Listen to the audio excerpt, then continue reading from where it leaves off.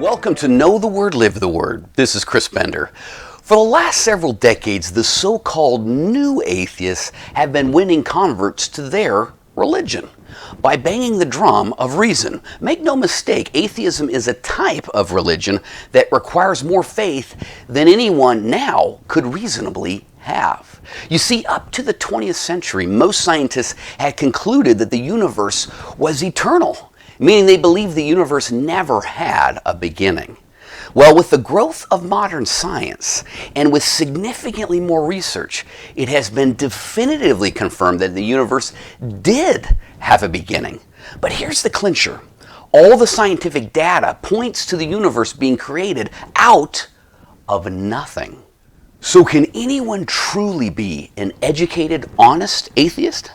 With science pointing to the universe being created out of nothing, wouldn't that make those who'd prefer God not to exist agnostics? Meaning they just don't know how the universe got here.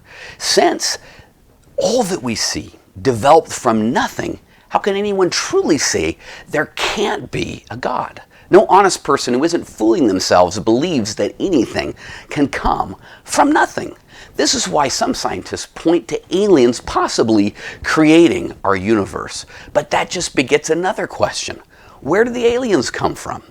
Yet the one source that is consistent with everything we see coming from nothing is the Bible.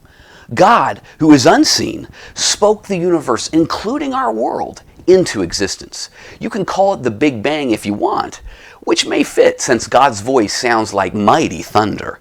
Books like Is Atheism Dead? And Evidence That Demands a Verdict demonstrate that the more we dig, the more biblical objections are answered. Here are a few so-called errors that have been refuted. Many cried out that Jesus was just a mythical character, only existing in ancient writings. Now, even the skeptics recognize his life and death by crucifixion are well documented by external references. Or how about King David of the Bible, who is said only to be a legend? Well, after some archaeological digging, David's identity and kingdom were confirmed. The Bible speaks several times of the ancient Hittite people who scholars concluded were a made-up people group. After some more digging, lo and behold, the Hittite civilization was discovered.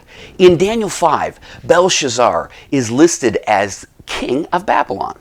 Scholars concluded the Bible must be wrong because there's no evidence of that king.